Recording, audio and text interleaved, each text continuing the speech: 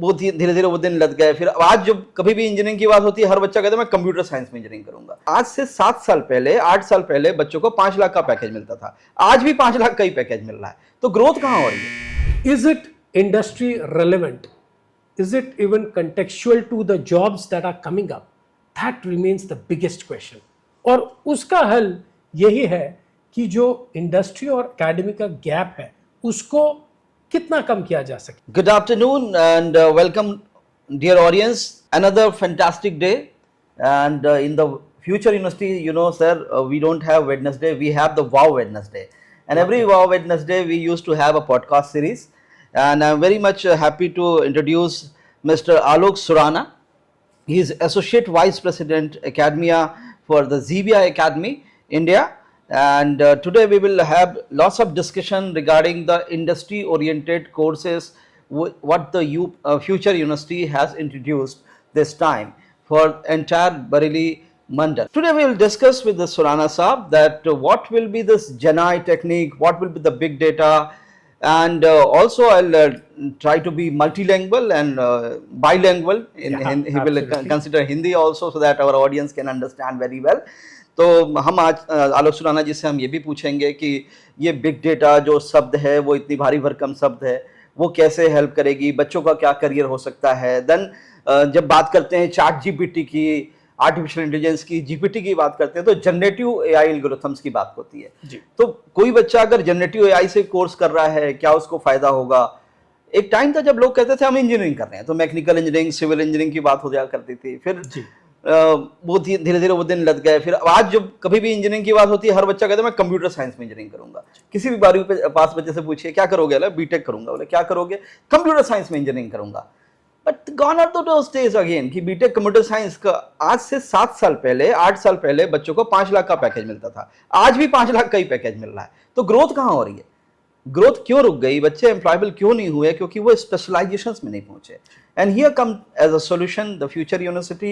What we are offering is the specialized BTech Computer Science courses. We are happy to announce in collaboration with the Xebia, we have the BTech Generative AI Algorithms और Xebia के साथ में हम काम कर रहे हैं।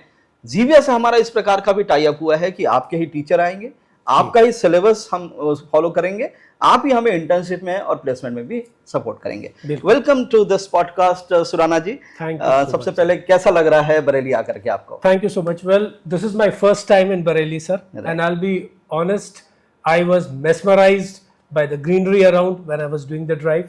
तो मेरे लिए बहुत ही अच्छा एक्सपीरियंस रहा।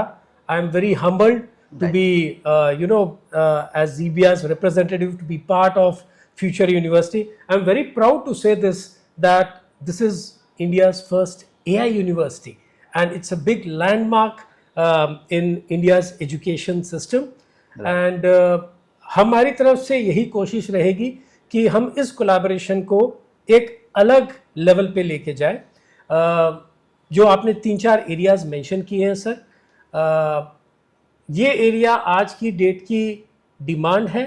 ये एरियाज के अंदर में the job opportunities that you are talking about, कम से कम जेन एआई रिलेटेड आप यदि मार्केट देखेंगे तो आपने एकदम सही कहा कि हर बच्चा आज की डेट में कंप्यूटर साइंस नहीं, उसको एक स्पेशलाइजेशन चाहिए। ये सबसे बड़ी आज की दुविधा है कि नॉर्मल एक कंप्यूटर साइंस यदि उसके पास में एआई का, जेन एआई का, एजेंटिक का एक्सपोजर नहीं होता है, he will not be able to distinguish himself from the other students, from the other courses and stuff. And that's where I feel this collaboration is extremely important, and we are humbled and honored that Future University decided that we would be one of the chosen partners. So we respect that. कुछ एक चीज़ों पे मैं आपको Xebia के बारे में भी बताना चाहता हूँ sir. Xebia is a global company. We are headquartered in the US, co-headquartered in Netherlands. Our biggest development centers across 7 cities in India, more than close to 3,000 employees here, and globally we are more than 6,000 plus employees. Great. We are present in 16 plus countries. We work on very high-end digital transformation, AI technologies, especially in the lines of banking and finance, BFSI. We have a good amount of customers on airlines. We have a good customer base on retail. Zebia Academy का फायदा जो सबसे बड़ा universities को मिल रहा है, we are an IT software house. Okay. So whatever we work is on the latest and the greatest platforms. आज की डेट के अंदर में आपने एकदम सही कहा कि भाई 5 साल पहले 10 साल पहले भी कंप्यूटर साइंस था, आज की डेट में भी ये है, सैलरीज तो मतलब हुआ क्या differentiate. Technology is changing very fast. आप जो 4 साल के अंदर में पढ़ाते हैं, is it industry relevant, is it even contextual to the jobs that are coming up? That remains the biggest question. और उसका हल यही है कि जो इंडस्ट्री और एकेडमी का गैप है उसको कितना कम किया जा सके. और ये हमारी एक बड़े ही दिल से एक हमारी इच्छा है कि जो बच्चा निकल रहा है, he is ready to face the world. Right. He is equipped with the right latest technologies. And that's where if you see Zebia जो हमारा कोर बिजनेस है, हम लोग रियल लाइफ प्रोजेक्ट्स पे काम कर रहे हैं कि आज बैंकिंग में AI कहाँ पे आ रहा है, आज की डेट के अंदर में रिटेल में कहाँ पे आ रहा है. एंड उसी तरह के कोर्स करिकुलम हम अपने पार्टनर यूनिवर्सिटीज़ के लिए बनाते हैं सर. 16 देशों में ज़ीबिया काम कर रही है आपने बताया, और एयर होस्टेस के साथ भी काम कर रहे हैं, एरोप्लेन्स के साथ भी काम कर रहे हैं, हेल्थ केयर में भी काम कर रहे हैं. बहुत सारे सेक्टर्स को आप टच कर रहे हैं. जी सर. और इतनी सारी सेक्टर्स में टच करके फिर जो आपने अनुभव हासिल किया, और आप बेसिकली सॉफ्टवेयर कंसल्टेंसी के नाम से जाने जाते थे. जी सर. आप जब एकेडमिया में आए, और एकेडमिया में आने के बाद जो हॉट जिसको था टॉपिक जिसको कहते हैं कि एकेडमिया और यूनिवर्सिटीज़ एक तरीके से काम करती है, उनका अपना एक सिस्टम है. बिल्कुल. लेकिन इंडस्ट्री हर 6 महीने में, और स्पेशली आईटी की इंडस्ट्री हर 6 महीने में अपडेट हो जाया करती थी. जी अब तो 3 महीने भी ज़्यादा हो जा रहे हैं. यानी every 3 months industry getting updated, नई टेक्नोलॉजीज आ रही हैं, नई चीज़ें आ रही हैं. और आज भी सिलेबस में जा कर के मैं देखता हूँ कई बार तो डीन्स कहते हैं कि हम सी प्रोग्रामिंग पढ़ा रहे हैं, हम पाइथन प्रोग्रामिंग पढ़ा रहे हैं. तो मुझे बड़ी हंसी आती है कि C programming, Python programming, Java programming तो 12वीं का बच्चा भी आज के डेट में कर रहा है, तो आप क्या नया कर रहे हो. और इंडस्ट्री जो ओरिएंटेड जो डिस्कशंस की बात आपने कही, एक बहुत अच्छी बात अपनी भाई की, इंडस्ट्री एक स्पीड से मूव कर रही है. इंडस्ट्री 1.0 से इंडस्ट्री 5.0 तक पहुंच गई. बट क्या एजुकेशन 5.0 तक पहुंच पाया?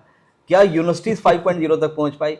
बिल्कुल नहीं पहुंच पाई. और इस बीच में जनरेटिव एआई, चैट जीपीटी, जिससे तो कहते हैं कि डिफिकल्ट मोस्ट असाइनमेंट अब रात भर जाग करके टीचर बनाता है, और अगले दिन वो बच्चों को कहता है कि भाई 2 दिनों के अंदर सबमिट करना है. बच्चे 2 दिनों भी नहीं वेट करते, अगले दिन सबमिट कर देते हैं. Chat GPT is giving the several type of answers. 100 बच्चे हैं तो 100 प्रकार के आंसर दे रहे हैं. इस युग में, इस अनिश्चितता के काल पे, जहाँ पे मुझे नहीं पता कि आने वाले समय में क्या टेक्नोलॉजी आ जाएगी. जी सर. और कोई भी, मुझे लगता है कि ना हमारा ऑडियंस, ना आप, ना मैं कल्पना किए थे कि 2 साल पहले की चैट जीपीटी आ जाएगी और सब कुछ चेंज हो जाएगा. बिल्कुल sir. Recently 9000 employees got lay off from the Microsoft.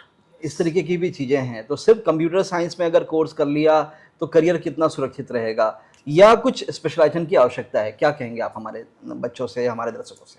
ये आपने जो एक टॉपिक लिया है सर, ये आज के युग की, आज के यूथ की एक समस्या है, और इसका एक सीधा आंसर कुछ भी नहीं है. लेकिन आप एक चीज़ का बहुत क्लैरिटी है, ये तो मतलब डार्विन साहब ने बहुत पहले कर दिया, evolution is the only way you can succeed और यू कैन सर्वाइव. राइट. तो कंप्यूटर साइंस एक बेसिक, बिल्कुल आज भी उसकी ज़रूरत है, लेकिन वो किस रूप के अंदर में या किस स्पेशलाइजेशन के द्वारा आपको वो एज दे सकता है. I think the question lies over there sir. Right. So essentially if you ask me, your core C, data structures, Python, they remain important. Right. But how is it now contextual in the current modern day problems, and how is the student and the next generation is getting itself equipped? That is the whole idea. And we are very proud with our last 8 years of association with various academies and universities, that we have seen where universities respect us for the same thing that yes, you are bringing in something new to the system. Just to touch on the last point, sir, आपने बिल्कुल सही कहा कि भाई computer science था, फिर उसके आगे क्या हुआ. हमने भी जब शुरू किया था कि फुल स्टैक, डेवऑप्स वगैरह हमारे प्रोग्राम्स चल रहे थे, लेकिन आज की डेट के अंदर में AI infused DevOps, AI infused FSD, ये ऑलरेडी प्रोग्राम हम लोग ने इजाद कर लिए हैं और जो स्टूडेंट कम्युनिटी है उसका बेनिफिट उठा रही है. एंड प्लस GenAI, ChatGPT, अब तो एजेंट्स का जमाना आ गया सर. तो everything is moving towards agentic and stuff. We are one of the pioneers who have adopted this, and we are ready to bring it in the university, in the education hub where the students get benefited.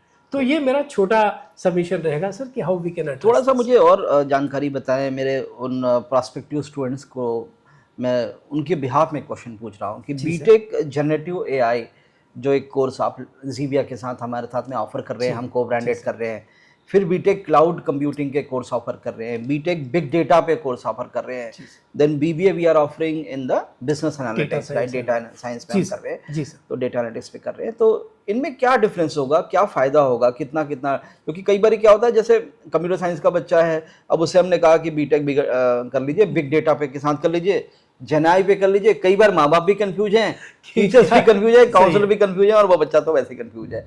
तो आप क्या कहेंगे, BTech big data ज़्यादा अच्छा होगा या उसमें क्या सीखने को मिलेगा, बीटेक जेनाई में क्या सीखने को मिलेगा, इस पर थोड़ा सा आपका अपना प्रकाश डालिएगा. वैसे तो सर मैं सब्जेक्ट मैटर एक्सपर्ट नहीं हूँ इस मामले के अंदर में, पर मैं एक चीज़ आपको बताना चाहता हूँ सर कि ये जो सारे 3-4 एरियाज जिसमें फ्यूचर यूनिवर्सिटी के साथ हमारा कोलैबोरेशन हो रहा है, ये आप यदि देखेंगे in terms of the number of job openings which are coming up, market की डिमांड क्या है, ये चारों एरिया के अंदर में है.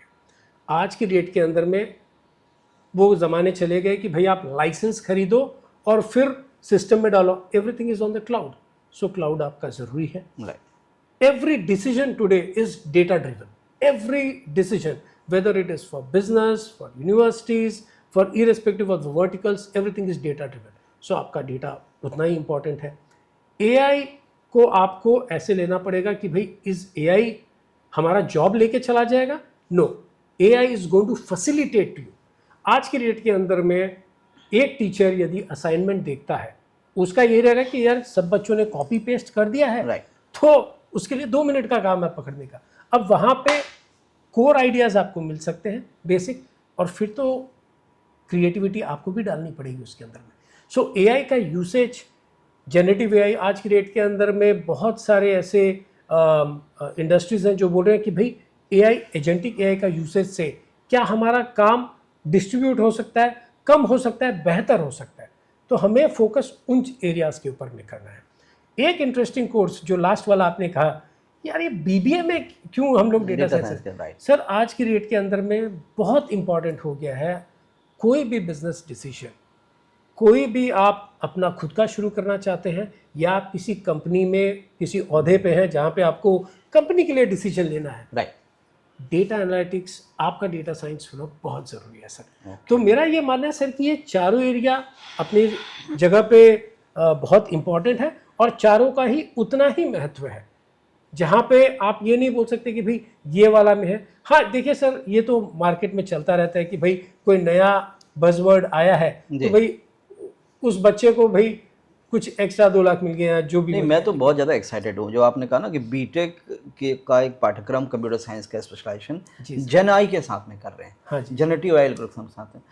ये बिल्कुल मैं रोमांच मेरे अंदर होता है जब इस प्रोग्राम के बारे में बात करता हूँ कि एक तरफ सैम अल्टमैन है जिन्होंने 864 करोड़ डॉलर पता नहीं कितने लगा करके एक कंपनी खड़ी करी. जी सर. फिर दूसरी तरफ लियो फीली खड़े हो जाते हैं कि वो 45-47 करोड़ डॉलर लगा करके उन्होंने एक दूसरी कंपनी डीपसीक बना देते हैं. फिर ग्रोक खड़ा हो जाता है, एलन मस्क खड़ा हो जाता है. और डेटा ड्रिवन टेक्नोलॉजी इस प्रकार से है आज के समय में कि कल रात को मैं 3 रोटी खाया था, मुझसे ज़्यादा सैम अल्टमैन को पता है, मुझसे ज़्यादा एलन मस्क को पता है वाली कहानी है. तो डेटा इतनी फास्ट तरीके से, एनालिटिक्स इतनी शानदार है.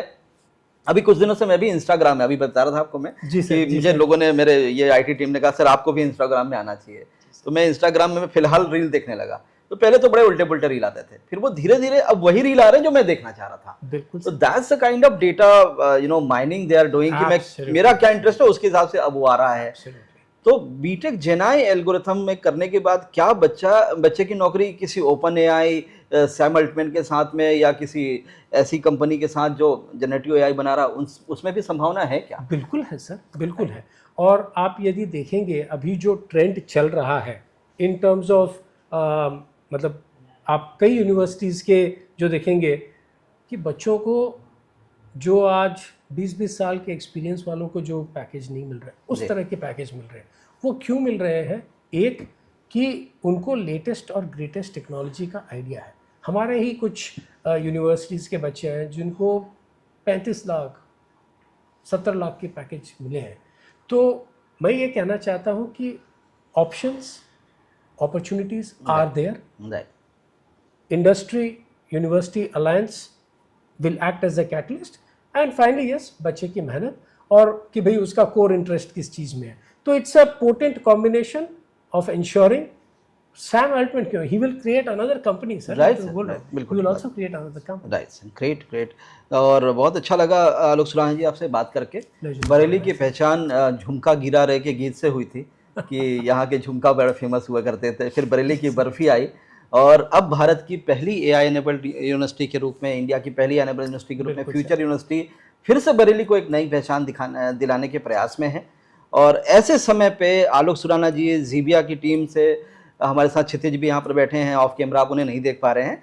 तो ऐसे समय पे जब ये सारी चीज़ें हो रही हैं और इतना एग्रेसिवली हम जा रहे हैं, इंडस्ट्री इतनी फास्ट मूव कर रही है और इतने रिलेवेंट कोर्सेज हम लेकर के आ रहे हैं, निश्चित तौर पर मुझे लगता है कि बरेली की उच्च शिक्षा की दिशा बदलेगी। बिल्कुल। और बरेली की बच्चों को एक अच्छा प्लेटफॉर्म, जो बड़े शहरों में जिन बच्चों को जाना पड़ता था और एक माँ एक बाप ये सोचा करता था कि मैं अपने लाडले को, अपनी लाडली को बाहर नहीं भेज सकती, उनके लिए एक विकल्प पैदा होगा फ्यूचर यूनिवर्सिटी के माध्यम से। और ऐसे ही और भी पॉडकास्ट के लिए जुड़ते रहिए और हमारे यूट्यूब चैनल को जरूर फॉलो करिए, लाइक करिए, कमेंट करिए, और हमें बताइए कि और अगली बार आप किन को सुनना चाहते हैं, किस एक्सपर्ट के साथ हम आपकी बात कराएं। हमारा मानना है कि फ्यूचर विश्वविद्यालय के माध्यम से उच्च शिक्षा की एक नई दिशा मिले और बरेली का बच्चा भी हर उस प्लेटफॉर्म में खड़ा हो सके। आपको जान के जाते जाते मैं जरूर बताना चाहूँगा कि हनुमान एआई करके एक इंडिया की पहली हनुमान एआई बन रही है, जो अभी उद्घाटन करने वाले थे प्रधानमंत्री जी, लेकिन बीच में वो घटना घट गई, देश की क्रम अदल बदल गए पहलगांव की घटना के बाद। हनुमान एआई की टीम में बरेली के 5 बच्चे डेवलपर के रूप में बैकएंड टीम में काम कर रहे हैं। उनमें से 3 बच्चा फ्यूचर कॉलेज से पढ़ा हुआ है sir. We are the 15 years old organisation also.